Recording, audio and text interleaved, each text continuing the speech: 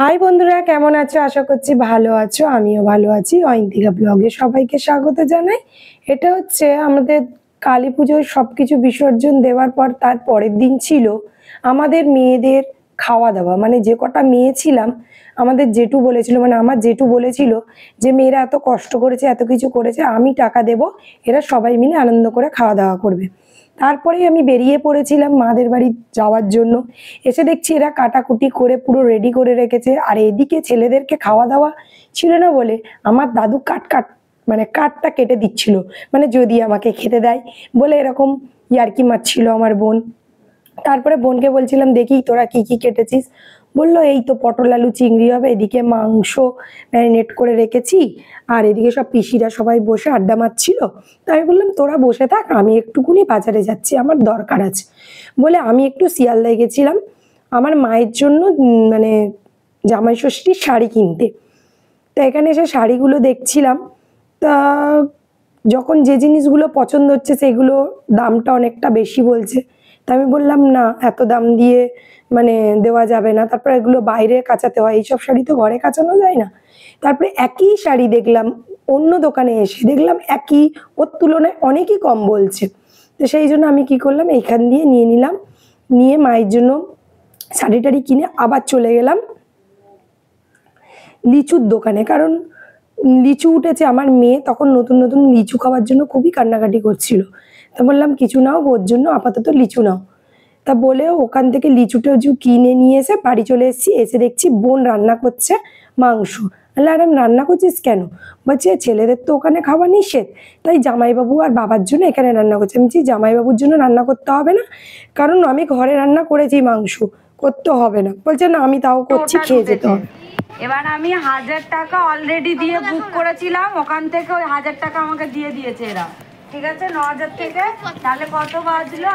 8514 টাকা বলে এখানে দেখতে পাচ্ছ এদিকে রান্না বান্না হচ্ছে, আর এদিকে হচ্ছে আমাদের পুজোর যে কটা মানে খরচা কাটছি হয়েছিল সেগুলো হিসাব দিতে হচ্ছিল। তাই সেখানে বোন হিসাব দিচ্ছিল, আর এখানে মা, দিদা, পিসিরা, দিদারা সবাই রান্না করছিল।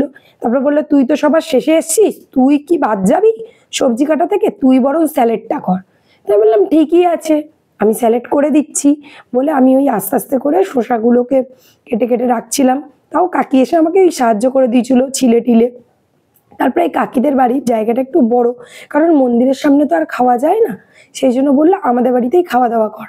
তো বলে কাকিদের ঘরে খাটটা তুলে দেওয়া হয়েছিল, সেজন্য ওখানে বসে বসে একদিকে খাওয়া দাওয়া হচ্ছে, বাচ্চাদেরকে বসিয়ে দেওয়া হচ্ছিল, আর এইদিকে কাকি আর দিদা মিলে এখানে বাসনগুলোকে মেজে নিচ্ছিল। বললো, আমরা বড়রা পরে খাবো। তারপরে এদিকে অয়ন্তিকা খাওয়া দাওয়া করে দেখলাম বেরিয়ে এসছে, করছে।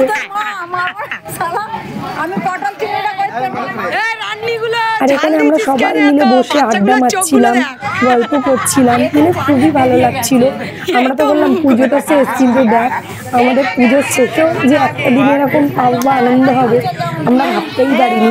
যাই হোক, এখানে দিদা ওই নাচ, মানে যারা যারা বাচ্চারা নেচেছিল 3 দিনের জন্য উনি নিজের একান্ত নিজের হিসাবে বা 3টে বাচ্চাকে ফার্স্ট সেকেন্ড থার্ড গিফট দিয়েছিল।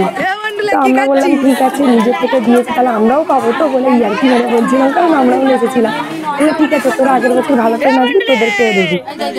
তো ভালো বলার পর এখানে কুদুসকে ঠ্যাং খাওয়াচ্ছিল, মানে সবাই খাচ্ছে, তা কুদুস খাবে না? তো কুদুস নাকি ঠ্যাং খেতে ভালোবাসে, তাই কুদুসকে পিসিস ঠ্যাং খাইয়ে খাইয়ে দিচ্ছি। আর এদিকে কাকি, ওই বললাম, বাসন থালাগুলো মাজছিল।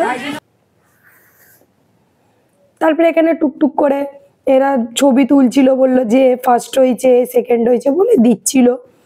তারপরে আমরা বললাম, অনেক রাত হয়ে যাচ্ছে, কারণ আমি তো বাড়ি যাব, আমাকে খেতে দিতে হবে। তা বললো, ঠিক আছে, তোরা মেয়েরা আগে বসে পড়, আমরা বউরা পরে বসবো, মানে আমার মা, কাকি, দিদারা এরা পরে বসবে।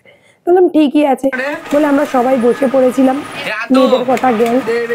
আর কাকিদের এখানে মানে লাইটের ফোকাসটা একটু কম, তো অন্ধকার অন্ধকার, ওই জন্য একটু অসুবিধা হয়েছিল।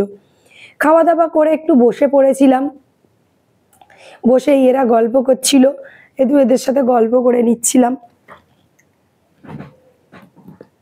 তারপরে এখানে বোন বলছিল, দেখ আমি এই হিসাব করেছি, এগুলো দিয়ে দিয়েছি, তোদের কোনো অসুবিধা আছে? আমি বলছি, না, কোনো আমাদের কিসের অসুবিধা। বলে তারপরে এখানে দিদারা সবাই বসে গেছিল।